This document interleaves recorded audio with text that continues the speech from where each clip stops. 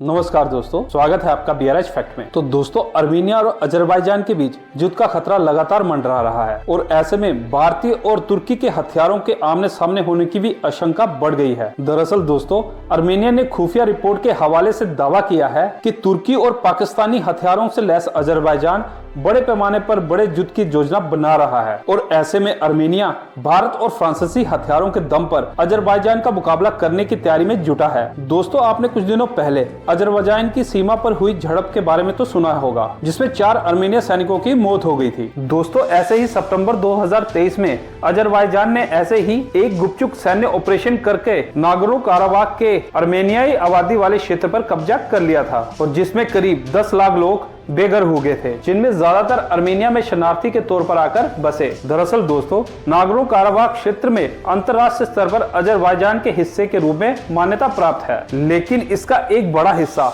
अर्मीनिया प्रशासन के अधीन आता है और जमीन के इस टुकड़े को लेकर अर्मीनिया और अजरबैजान के बीच पिछले 3 दशकों में कई बार युद्ध हो चुके हैं। नागोर्नो काराबाख में अर्मीनिया आबादी बहुसंख्यक है और वह खुद को एक स्वतंत्र देश के तौर पर देखते हैं और जिन्हें अर्मीनिया का भी समर्थन हासिल है, लेकिन अजरबैजान इसका विरोध हमेशा करता रहा। दरअसल अजरबैजान के पास भी बहुत सारा तेल है, जैसे सऊदी और ईरान के पास। ऐसे में वह पैसे की मदद से हथियार खरीदकर अर्मीनिया जैसे कमजोर देश को हमेशा दबाता रहता है। अगर हम अजरबैजान की बात करें कि हथियारों में अजरबैजान की कौन मदद करता है, तो सबसे ऊपर आता है तुर्की और पाकिस्तान। ये दोनों देश मिलकर इसे हथियार देते हैं और दूसरी ओर अर्मीनिया का गुट है, जिसमें भारत और फ्रांस शामिल हैं। दोस्तों, अर्मीनिया ने हाल ही में ही भारत से Pinaka multi variant rocket launcher और आकाश एयर डिफेंस सिस्टम की खरीद की है और इनका मुकाबला अजरबैजान के तुर्की से खरीदे गए वक्तावर TB2 ड्रोन और आकांक्षी ड्रोन से हो सकता है। दरअसल दोस्तों, कुछ दिनों पहले अजरबैजान की सेना ने बख्तावर आकांक्षी मानव रहित हवाई वाहन यानी कि UAV का प्रदर्शन किया था।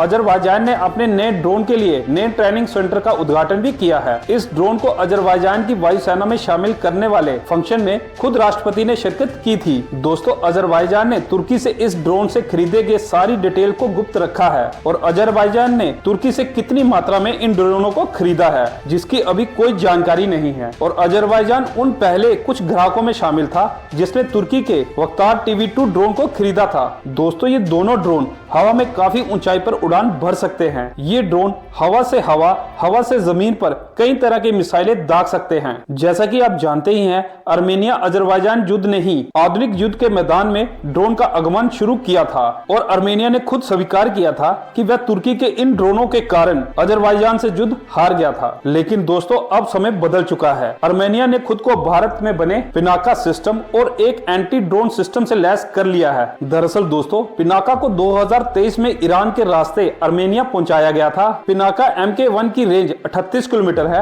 ये पिनाका सिस्टम बहुत ही कम समय में काफी तेज गति से दुश्मन के बड़े इलाके को तबाह कर सकती है। एक Pinaka multi variant rocket system 44 second में 12 रॉकेट दाग सकता है, जबकि इसकी एक बैटरी 72 रॉकेट दागने की क्षमता रखती है और पिनाका दुश्मन की बड़ी छावनी को पल भर में बर्बाद कर सकता है। पिनाका दुश्मन पर हमला करने के बाद तुरंत अपनी जगह बदलने में भी माहिर है, क्योंकि दोस्तों इसे एक ट्रक पे लगाया गया है और ट्रक को कहीं पे भी आप ले जा सकते हैं। भारत से रॉकेट लॉन्चर और मिसाइलें इंपोर्ट करने के बाद अर्मीनिया ने हैदराबाद बेस्ड जेल टेक्नोलॉजी से एक एंटी ड्रोन सिस्टम भी खरीदा है और दोस्तों, कहा जा रहा है कि अर्मीनिया ने भारत से सदा से हवा में मार करने वाली आकाश मिसाइल सिस्टम को भी खरीदा है और आकाश भारत डायनेमिक्स लिमिटेड द्वारा निर्मित एक छोटी दूरी की सरफेस टू एयर मिसाइल है, जो दुश्मन के ड्रोन, लड़ाकू विमान और दूसरे फ्लाइंग ऑब्जेक्ट को मार गिराने में माहिर है। आकाश वेपन सिस्टम ग्रुप मोड और सेल्फ मोड में एक साथ कई लक्ष्यों पर हमला कर सकता है। तो दोस्तों, अगर अजरबैजान और अर्मीनिया का युद्ध होता है तो भारत के इन हथियारों का दम पूरी दुनिया देखेगी। तो दोस्तों, आपका क्या कहना है पूरी खबर पर?